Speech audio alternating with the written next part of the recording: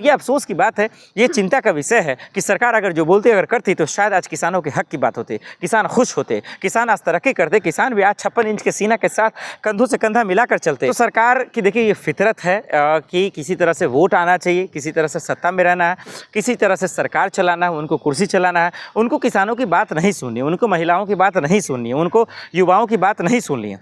उनको पता है कि इस देश में जितना जुल्म होगा, जितना लोग बेबस होंगे, जितना परेशान होंगे, सरकार उतना ही जो है राज करेगी। यही वजह है कि किसानों को आज एक खिलौना की तरह देखा जा रहा है, उनको बच्चा समझा जा रहा है, मूर्ख समझा जा रहा है, उनको कितने तरीके से बदनाम किया जा रहा है, देशद्रोही बोला जा रहा है, खालिस्तानी बोला जा रहा है, मवाली बोला जा रहा है, चोर उचक्का समझा जा रहा है। नमस्कार, मैं प्रियंका इस वक्त दिल्ली में हूँ। मेरे साथ मोहम्मद आसिफ जी हैं, इनसे बातचीत करेंगे। जिस तरह से किसानों की खबर आ रही है कि किसानों को अब हटा दिया गया है, 200 किसान हिरासत में हैं, कैसे देख रहे हैं सर? किसान जो लगातार 13 महीने से बैठे हुए थे शंभू बॉर्डर पे, उनको हटा दिया गया है। नहीं देखिए, किसान को हटना ही था, और क्योंकि ये सबको पता है, क्योंकि जब हम सब ने देखा कि किस तरीके से गाजीपुर बॉर्डर से हटाए गए तो बहुत सारे वादे किए गए कि भाई इनका ये पूरा हो जाएगा, MSP पूरा हो जाएगा, जो जेल में किसान है उनकी मांगें पूरी हो जाएगी, लेकिन उन पर पर्दा डाल दिया गया, कुछ भी नहीं हुआ। उसके बाद फिर किसान नाउमीद हो गए। उसके बाद बहुत बार जो है मीटिंग करने की कोशिश की गई, संवाद करने की कोशिश की गई सरकार से, उनके मंत्री से, उनके नेताओं से, अपील की गई, लेकिन कुछ हुआ नहीं और होना भी नहीं था। तो किसानों के सब्र का बांध भी टूटा। फिर से उन्होंने कोशिश किया तो शंभू बॉर्डर पर आकर, खनौरी बॉर्डर पर आकर बैठे कई किसान शहीद भी हो गए। दूसरे पीरियड की बात कर रहा हूँ मैं, पहले पीरियड तो छोड़ दीजिए, जो 700 किसान शहीद हो गए। तो सरकार की देखिए ये फितरत है कि किसी तरह से वोट आना चाहिए, किसी तरह से सत्ता में रहना है, किसी तरह से सरकार चलाना है, उनको कुर्सी चलाना है। उनको किसानों की बात नहीं सुननी है, उनको महिलाओं की बात नहीं सुननी है, उनको युवाओं की बात नहीं सुननी है। उनको पता है कि इस देश में जितना जुल्म होगा, जितना लोग बेबस होंगे, जितना परेशान होंगे, सरकार उतना ही जो है राज करेगी। यही वजह है कि किसानों को आज एक खिलौना की तरह देखा जा रहा है, उनको बच्चा समझा जा रहा है, मूर्ख समझा जा रहा है, उनको कितने तरीके से बदनाम किया जा रहा है, देशद्रोही बोला जा रहा है, खालिस्तानी बोला जा रहा है, मवाली बोला जा रहा है, चोर उचक्का समझा जा रहा है। और यही वजह है कि सरकार आज तानाशाही कर रही है इन लोगों पे। उनको हटना ही था। आज देखिए 11 महीने के आसपास हो गए, उनको ज़बरदस्ती बुलडोजर चला दिया गया, उनको भगा दिया गया, कई किसान जख्मी भी हुए, कई लोग अस्पताल में भर्ती हैं। कौन सुनने वाला है? तो ये तानाशाही सरकार है, कोई सुनने वाला नहीं है। चलिए चले गए हैं, लेकिन फिर से वो आंदोलन करेंगे, उनको करना चाहिए, क्योंकि अब लोकतंत्र है, यहाँ तो कानून बने हैं, लेकिन कोई सुनने वाला नहीं है। फिर से दिल्ली घेरेंगे? नहीं, दिल्ली तो घेरने की कोशिश बहुत बार की गई, लेकिन उन्हें आने नहीं दिया जाता। कभी किले आप गाड़ देते हैं, कभी आप बैरिकेड्स लगा देते हैं, कभी आप पिलर गाड़ देते हैं। तो इस देश में इंसाफ रहा कहाँ? इस देश में किसको बोला जाए? कि मोदी जी को बोला जाए, अमित शाह जी को बोला जाए, किसको बोला जाए? आप ही बताएं ना, किसको बताया जाए? कौन सुनने वाला है? कोई है तो मुझे बता दे। किसानों की आवाज़ नहीं सुनती, महिलाओं की आवाज़ नहीं सुनते। कहते हैं कि मोदी जी हैं किसानों के। नहीं, कहना और होना फ़र्क है। देखिए, मोदी जी कहते तो बहुत कुछ है, अगर वो एक काम भी कर देना तो यूँ मानिए कि देश का भला हो जाएगा, देश बदल जाएगा, देश चमक जाएगा। अगर वो 2 करोड़ नौकरी देने की बात कर रहे थे, अगर वही पूरा कर देते तो युवाओं की किस्मत आज चमक जाती, बहुत सारे लड़कों की आज शादी हो जाती। आपको पता है, अगर मजाक से हटकर आप देखेंगे तो यूपी बिहार के लड़के नौजवान आत्महत्या कर ले रहे हैं, उनकी शादियाँ नहीं हो रही हैं, क्योंकि उनके पास नौकरी नहीं है। और नौकरी नहीं है तो लोग शादी नहीं करते हैं। कोई भी बच्ची या फिर बच्चे के पिता कुछ देख के ही शादी करेगा ना। नौकरियां नहीं है, प्राइवेट सेक्टर में नौकरी नहीं है, तो इस दर्द को कौन समझेगा, इस दुख को कौन समझेगा? चलिए 15 लाख की आपने बात किया, वो दे देते। चलिए आपने स्मार्ट सिटी बनाने की बात की करते, वो कर देते। देश को विश्व गुरु बनाने की बात करते, वो दे देते।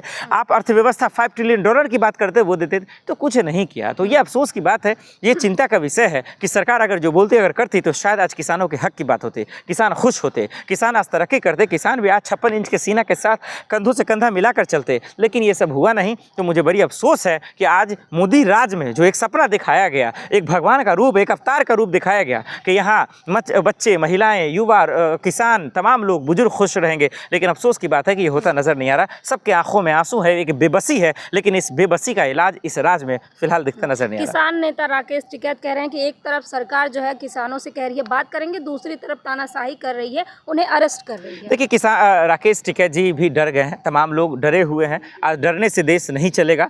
राकेश टिकैत साहब जिस तरीके से जब गाजीपुर बॉर्डर पे उन्होंने लड़ा, हम सब ने उनका कवर किया। किया, हम सब भी उनके साथ खड़े थे। लेकिन आज कहीं ना कहीं उनके भोलेपन से, उनके तेवर से किसान भी आपस में कहीं ना कहीं नाइंतफाकी की वजह से, नाराज़गी की वजह से कमज़ोर हो चुके हैं। एक होना पड़ेगा। राकेश टिकैत को जाना चाहिए था, पूछना चाहिए था सरकार से कि क्यों, आखिर जवाबदेही क्यों नहीं है, क्यों कमज़ोर हो गया किसान, क्यों हटाया गया है, उनका ये पूछना चाहिए था। तो कहना और करना दोनों में फ़र्क हो गया है। राकेश टिकैत का भी वजूद थोड़ा कम हुआ है, वो नहीं होना चाहिए था। राकेश टिकैत को ध्यान देना चाहिए, उनको संज्ञान में लेना चाहिए था, क्योंकि वो एक मुख्य चेहरा बने थे, लोगों की उम्मीद बने थे, किसानों की उम्मीद बने थे, एक मसीहा के तौर पे देखा जा रहा था। लेकिन आज कहीं ना कहीं देखिए, जब लखीमपुर खीरी में किसानों को मार दिया गया, कुचल दिया गया, तो वो जाकर वहाँ मैनेज करा देते हैं। तो भाई ये दलाल वाला काम मत कीजिए, ये आप बिचौलिए वाला, बीच वाला काम मत कीजिए। राकेश टिकैत की साख अच्छी बनी थी, उस साख से किसानों की साख को बनाए रखना उनकी जिम्मेदारी थी, लेकिन उस पर भी पानी फिरता नजर आ रहा है। मुझे लग रहा है कि किसान, यही वजह है कि किसान अपनी हक की लड़ाई लड़ने खुद आए, पटौड़ी साहब आए, बहुत सारे लोग आए, लेकिन सरकार सुनती नहीं। ये सरकार जालिमों की सरकार है, ये सरकार कहीं ना कहीं देश के हक के लिए कभी रही नहीं, लोगों की सुन नहीं रही। यही वजह है कि इनका बीजेपी यतीमों की, गरीबों की पार्टी रही है, और आम आदमी पार्टी तो अपने आप को कहती है अम्बेडकरवादी। अब देखिए, कहना करना आसान है, अगर कहते तो फिर अम्बेडकर जी को वो संसद के अंदर गाली नहीं देते, कहते तो किसानों के जिस्म पर गाड़ियाँ नहीं चलाते, अगर वो कहते तो बच्चियों के शव को रातों रात नहीं जलाते, अगर वो कहते तो मणिपुर में महिलाओं को नग्न कर नहीं घुमाते। देखिए, बहुत सारी चीज़ें हैं कि उनके राज में ये होता, फलना ठिकान। मैडम देखिए, ये आप तो चलिए इस एज में ये तो समझते हैं, लोग अपने बीवी को खुश करने के लिए बहुत सारे झूठ बोलते हैं। तो मोदी जी का बीवी थोड़ी ना पूरा हिंदुस्तान है, यहाँ जिम्मेदारी की बात है, यहाँ समझदारी की बात है। आप झूठ अपने परिवार को मनाने के लिए भी झूठ बोलता है, आप पूरे देश के साथ झूठ बोल रहे हैं और बार बार झूठ बोल रहे हैं, जिम्मेदारी पर रिस्पॉन्सिबिलिटी वाले मसले पर आप बोल रहे हैं। तो ये कैसा गैर जिम्मेदाराना बयान है? तो इन पे उम्मीद करना एक मूर्खता जैसा आज पंजाब के किसान भी तो उग्र हो रहे हैं, जगह जगह जाम लगा रहे हैं, पुलिस वालों से झड़प कर रहे हैं। नहीं, उग्र नहीं हो रहे हैं। देखिए, ये मीडिया, देखिए सबसे बड़ा शैतान आज के शक्ल में मीडिया है। आप समझिएगा, ये सरकार की चापलूसी करना, दलाली करना, तलवे चाटना, यही वजह है कि आज देश का एक पिलर कम हुआ है। नहीं तो अगर ये मीडिया सवाल पूछने लगे ना, तो सरकार के नेताओं के, उनके मंत्रियों की हवा निकल जाएगी। एक वो डरते फिरते भाग, जैसे चूहा, बिल्ली को देखकर चूहा भागती फिरती, वैसे भागेंगे ये लोग। लेकिन आज चंद पैसों के लिए बिक जाते हैं ये लोग, सवाल नहीं पूछते हैं, उनके वाहवाही करते हैं। यही वजह है कि आज महिलाएं, बच्चे, युवा, तो जितनी भी संस्था हैं, चाहे वो अस्पताल का संस्था हो, चाहे वो स्कूल का अस्पताल हो, या जितने भी सेक्टर हैं, तमाम जो आज बेबस परेशान या बिक गए हैं, वो इनकी वजह से। तो मीडिया को समझना पड़ेगा, ये शैतान के शक्ल में हैवान पैदा हो गए हैं और इनसे मासूमों की जान ले रहे हैं। मुसलमान हिंदू कर कर सरकार को बचाते हैं, और यही वजह है कि सरकार उनकी आवाज़ नहीं उठाते हैं। ना तो एक किसान मरेगा ना, सरकार को इस्तीफा देना पड़ेगा, उनकी कुर्सी चली जाएगी। लेकिन आज तो मर्डर हो जा रहे हैं, कैमरे पर गोलियाँ मारी जा रही है, लेकिन कोई सवाल पूछने वाला नहीं है।